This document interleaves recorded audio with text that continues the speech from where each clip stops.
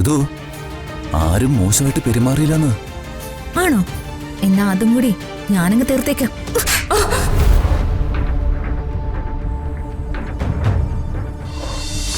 ഇനി ഞങ്ങൾക്ക് റെസ്റ്റ് എടുക്കണം. രാജുവാ.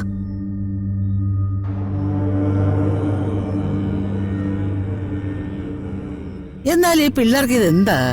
ഉല്ലസിച്ച് നടക്കേണ്ട സമയത്ത് ഉല്ലസിച്ച് നടക്കണ്ടേ? അല്ല, നീ കാട്ടില് വല്ല കാട്ടുമൃഗങ്ങളുമായിട്ട് വല്ല ഈശാഘോഷ? കാട്ടിലെ മൃഗങ്ങളായിട്ട് ഈശാഘോഷമൊന്നുമില്ല. അവര് കുറച്ചുകൂടെ മര്യാദ ഉള്ളവരാ.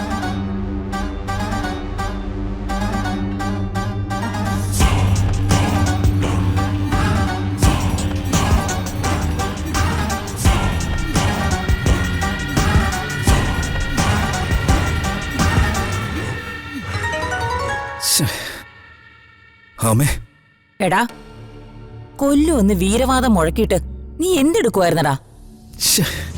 അവരെ ഇരട്ടി ശക്തിയോടെ ഇവിടെ വന്ന് കയറി. അവർക്കല്പം ആയുസ് കൂടുതലാമേ. കൊല്ലാൻ എല്ലാ വഴികളും ഞാൻ നോക്കി, ഒരു രക്ഷയും കിട്ടിയില്ല. ഒരു രക്ഷയും കിട്ടിയില്ല. അയ്യോ, നിനക്ക് വല്ലാത്ത അവശതയുണ്ടല്ലോ. നിന്നെ എടുത്തിട്ടവൻ ശരിക്ക് ചതച്ചല്ലേ? ഒരു ഏറ്റുമുട്ടലൊക്കെ ആവുമ്പോ ഒന്ന് രണ്ടെണ്ണം ഇങ്ങോട്ടും കിട്ടിയെന്നിരിക്കും. ഒന്ന് രണ്ടെണ്ണം.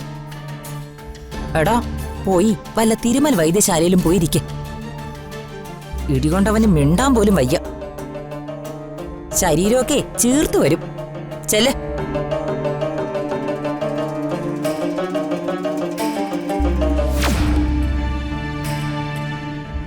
ആരായിരുന്നു ഫോണില്? എന്റെ ഫ്രണ്ട് കോമളവല്ലി.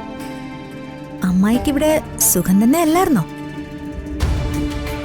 അതെന്താ നീ അങ്ങനെ ചോദിച്ചേ? അല്ല, ഇവിടെ ഉള്ളവരാരെങ്കിലും മാഡത്തോട് മോശമായിട്ടെങ്ങാനും പെരുമാറിയോ എന്ന ടെൻഷൻ കൊണ്ട് ചോദിച്ചതാ. എന്നോടാരുവേ മോശമായിട്ട് പെരുമാറിയില്ല. ഓ, ഋതു ആരും മോശമായിട്ട് പെരുമാറിയില്ലെന്ന്. ആണോ? എന്നാ അതും കൂടി ഞാനങ്ങ് തീർത്തേക്കാം.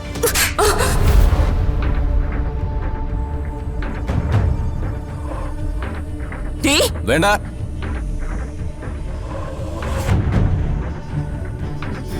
ആ കൈ ഞാൻ പിടിച്ചോടിച്ച് ഇങ്ങോട്ട് എടുക്കുവേ. ഞങ്ങള് പോകുന്നിടത്തൊക്കെ മകനെ വിട്ട് ഞങ്ങളെങ്ങ് കൊല്ലാൻ നോക്കും അല്ലേ? മകനെ ബലിയേടാക്കുന്ന ഒരമ്മയെ ആദ്യമായിട്ടാ ഞാൻ കാണുന്നത്. അവനെ ശരിക്കും ഞങ്ങൾ കൊടുത്തിട്ടുണ്ട്. ചില മർമ്മങ്ങളൊക്കെ ഞാനേ തകർത്തങ്ങ് വിട്ടിട്ടുണ്ട്. ചിലപ്പോ 10 മാസത്തിനകം അവനെ തട്ടിപ്പോവും. ഞങ്ങളെ രണ്ടുപേരെയും കൊല്ലാൻ നിങ്ങളിപ്പോ പല പ്രാവശ്യമായിട്ട് ശ്രമിക്കുന്നു.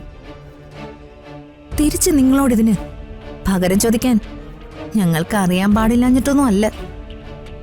വർമ്മ സാറിനെ നിങ്ങളോട് സെന്റിമെന്റ്സ് ഉണ്ട്.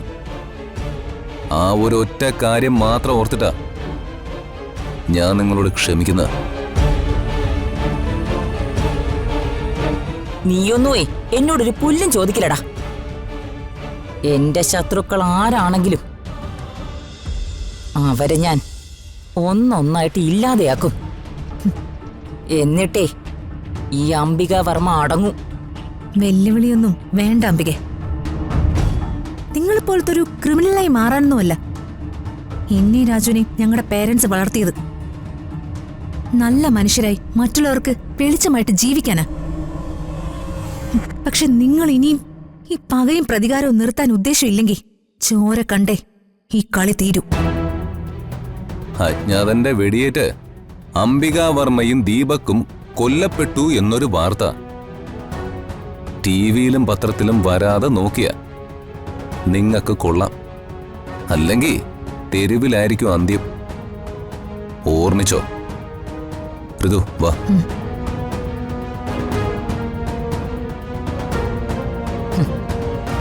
എന്നെ നീ ഇന്ന് തല്ലി.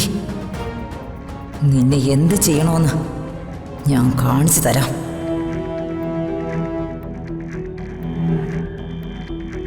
കാട്ടുതേനൊന്നും കിട്ടിയില്ല വല്യമ്മേ. അത് വിൽക്കുന്നവരെ കണ്ടില്ല.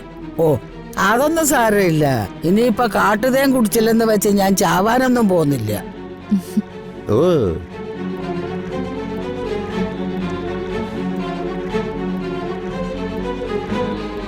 ഇതെന്താ അമ്മായി അവിടെ വന്നതെന്ന് നോക്കുന്നേ?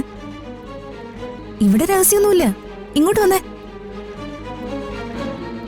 ഇങ്ങോട്ട് വാ അംബികേ, ഇങ്ങോട്ട് വാ. വല്ലതും മിണ്ടിയും പറഞ്ഞൊക്കെ ഇരിക്കാം. പിന്നെ അവരുടെ യാത്രാ വിവരണമൊക്കെ കേക്കാം. മേഡം ഇരിക്കേ. ഇരിക്കങ്ങോട്ട്. മൊത്തം കാട്ടിലെ കഥകളാ. അംബികയ്ക്ക് പിന്നെ കാടും മേടും ഒക്കെ നല്ല പരിചയമാണല്ലോ. അല്ല, പണ്ട് സൂര്യമംഗലത്തുനിന്ന് ഒരു വഴി പാലും മറുവഴി ചാണകം കണ്ടു പോയിരുന്നത് കാടുവഴിയായിരുന്നല്ലോ.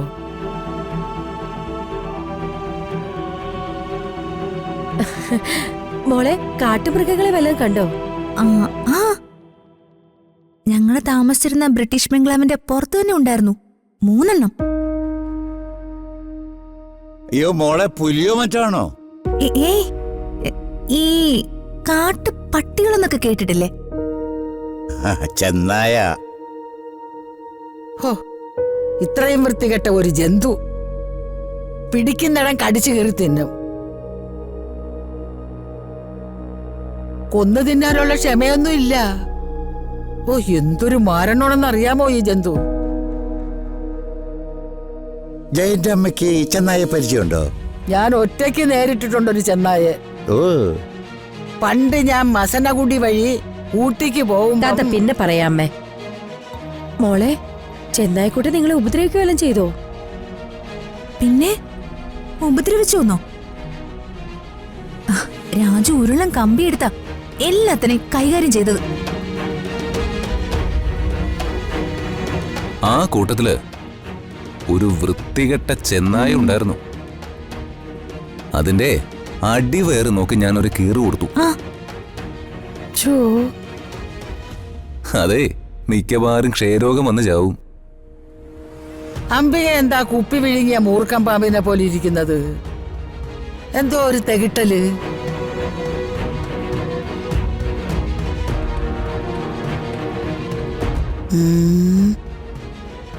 ഓണത്തിന്റെ ഇടയിൽ ഇവിടെ പുട്ടുകച്ചവടം നടക്കുന്നുണ്ട്. ഞാനിപ്പോ വരെ.